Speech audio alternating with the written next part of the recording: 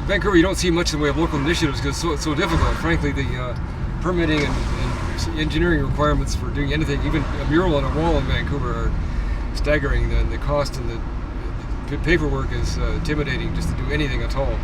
I mean, there's cities like Miami which have enormous amounts of interesting street art and tremendous tourist draws, but you don't see that here because people, I guess, feel they don't need to worry about tourists or foreign investment too much in Vancouver anymore.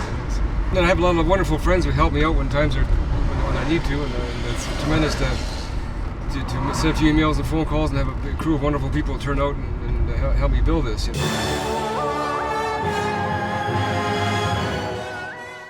Nathan Sanch. I'm a Red Seal welder, and I worked with Ron on this project. Nathan is an expert fabricator and welder, and he welded the frame of the bug for me.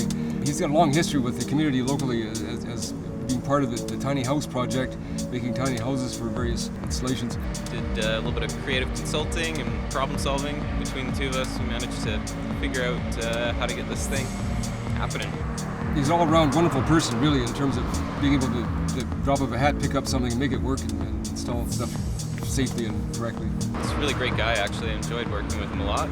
I've known Chris Harrison for a long time. He's actually a very, very good auto mechanic. He's made some excellent art out of old car parts, flaming butterflies and flaming flowers and that kind of thing out of junk car parts. He's an artist in his own right. Jodie's a wonderful woman. We did the musical swings project at Burning Man a couple of years ago, and Jodie was on the crew with a bunch of other wonderful people. We did this almost impossible job of taking this huge swing set with bells on it to Burning Man, and erected it there and made it work. She's actually the sort of the cheerleader for the crew. She really makes people happy and enjoy life no matter how miserable and down things look.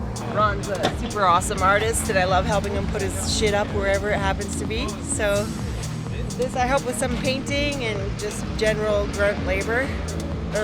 See how glistening white these eyeballs are? I help with that. Yeah. One of the layers that was put on by me. You drive by and you see those beady eyes looking down at you. Dan, of course, his day job is a millwright. He's a millwright, but he's also excellent at installing art. He's installed many large art projects around Vancouver, such as the brass rocking dog, which was at Granville Island, and he's done many installations for other artists. And he's very safe and he's very well organized, and he knows exactly what he's doing. That's why I asked him along to help me do this.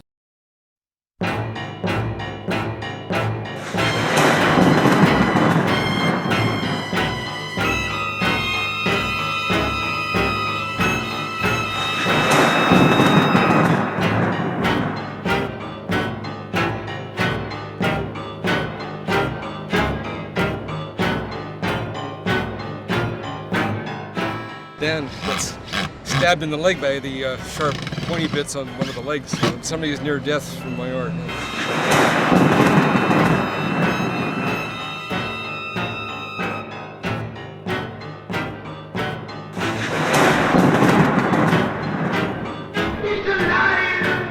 Anyway, I hope people in the neighborhood like it. People over there are yelling out their windows that they like it. It's a done deal. It was a lot of work getting it up there, but I think we finally accomplished it. It's not exactly as planned and not exactly perfect, but in the world I work in, not everything gets done perfectly right every time. So it's on there and it's established and it's according to engineering specifications. And to my knowledge, it's all been done according to plan. Strathcona, to me, appears to be an up-and-coming arts district. Arts and creative people love this area and they're moving here. And in my experience, all the good arts districts in the world, whether you're in Los Angeles or New York or Miami or Berlin or wherever, it always features good street art. I hope someday maybe Strathcona will be made better by good art. I'd like to thank all the wonderful people who helped me build and install this creature. I couldn't do any of my art without the help of all my friends who are involved in the community that makes and builds and does things creatively locally. Next iteration of the Attack Beetle might be anywhere because everything that I seem to do is just temporary. I don't think I've ever built anything which is permanent. Everything is on temporary loan or temporary installation somewhere, and the Attack Beetle on the building here, Bigger Labs, is exactly that description. It's a temporary installation. Everything in life I do seems to be temporary, and nothing is permanent, so that's the way we have to live here, I guess, in Vancouver.